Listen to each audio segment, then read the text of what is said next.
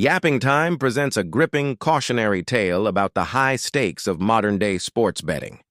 In this episode, we dive into the true story of a man whose life spiraled after a single wager, and his fight to reclaim it.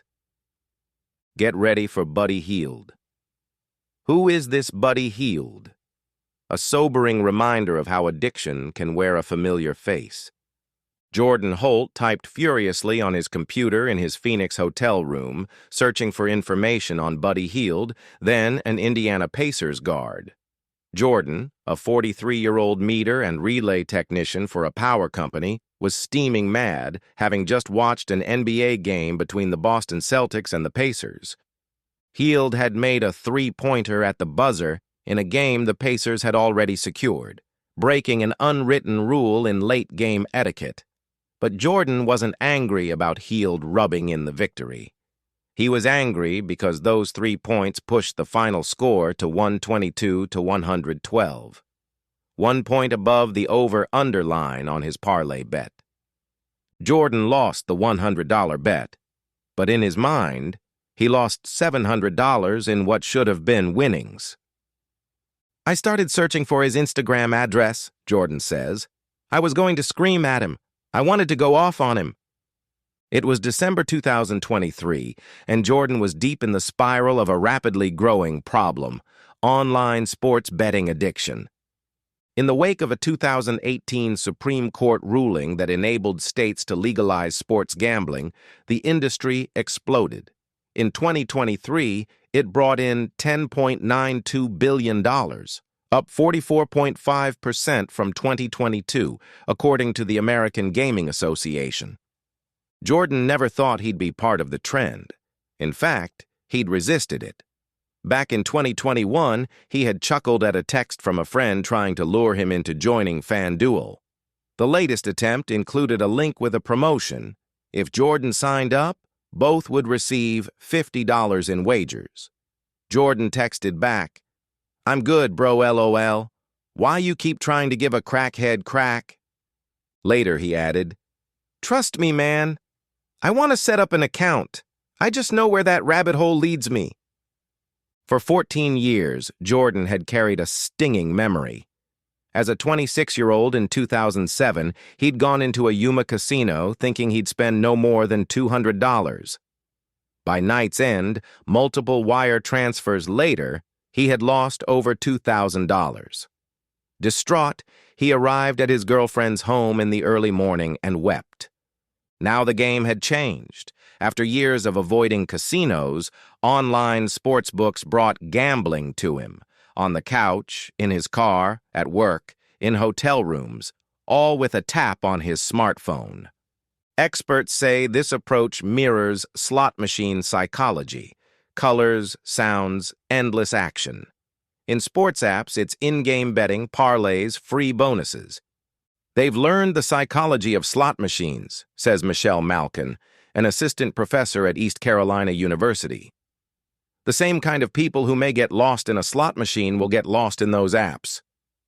In the months ahead, Jordan was bombarded: radio ads, billboards, media promotions, even NFL and NBA broadcasts encouraged betting. Once anti-wagering, these leagues now embrace the revenue. On a whim, in fall 2022, after a day of drinking with friends, Jordan signed up. At first, he placed $10 or $20 bets on weekend football games. Winnings were small: $20 here, $40 there. It was fun. Sometimes even his wife, Chantel, joined in. But late one night, when U.S. games had ended, Jordan searched internationally. Rugby, cricket, and then women's basketball in Japan and South Korea piqued his interest. Within weeks, Jordan had turned his $100 deposit into $600. He began dreaming: NFL games with his son, family vacations, dance lessons for his daughter, house renovations. His first big goal? VIP tickets to a Chiefs-Chargers game, $700 each. He believed he could win enough by November. Year me game. But the wins stopped. Losses mounted. He began chasing losses. Lost $100? Bet $200 next. In one November day, he lost $1,000. It didn't hurt like before. These were just numbers on a screen. The money vanished digitally, unlike handing cash to a dealer.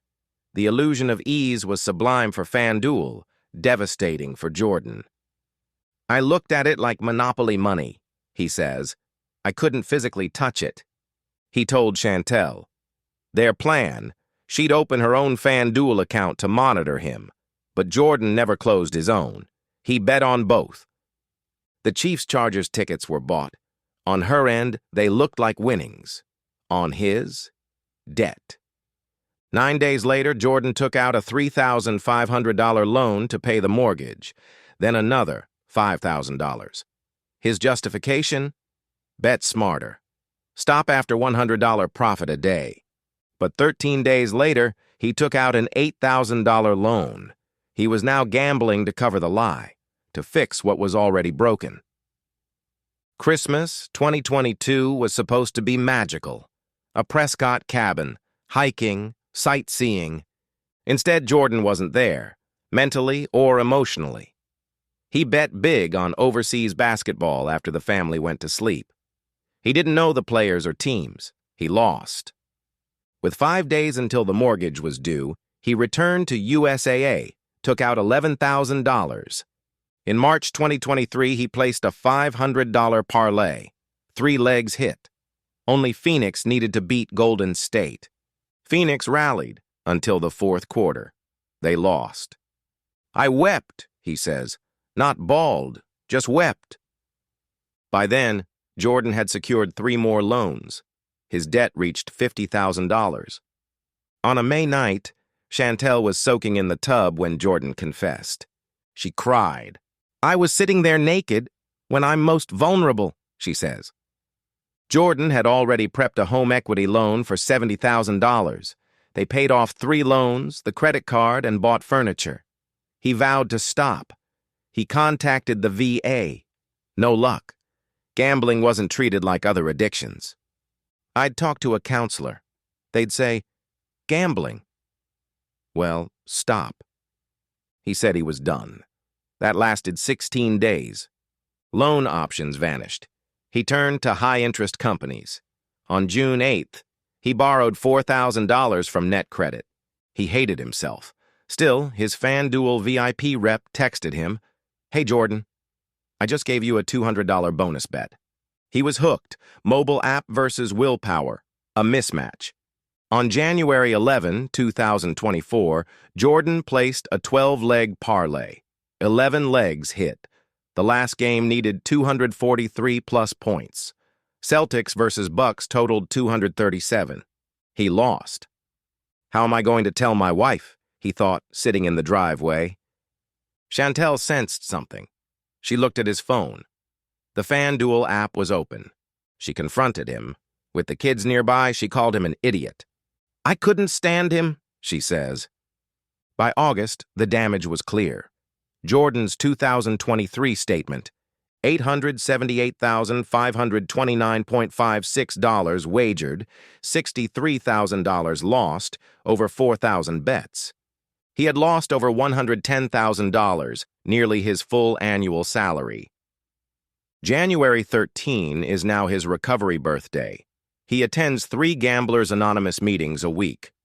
GA confirms more men in their 40s are joining, a reflection of the sports gambling boom. Summer plans? Canceled. Counseling? Ongoing. They're still together. Barely. Jordan's making progress. But trust? Very low, Chantel says. She monitors their finances. He banned himself from FanDuel, DraftKings, and Arizona casinos. Installed Gamban. He's repaying their second home equity loan, $500 every 2 weeks. They're in debt but not destitute. Jordan doesn't claim victory. I feel like gambling is always there with me. Thanks for listening to Yapping Time. If you enjoyed this story, don't forget to like, share, and subscribe for more heartwarming, humorous, and relatable tales. Drop a comment and let us know what role you would take in your household cabinet. Until next time, keep yapping.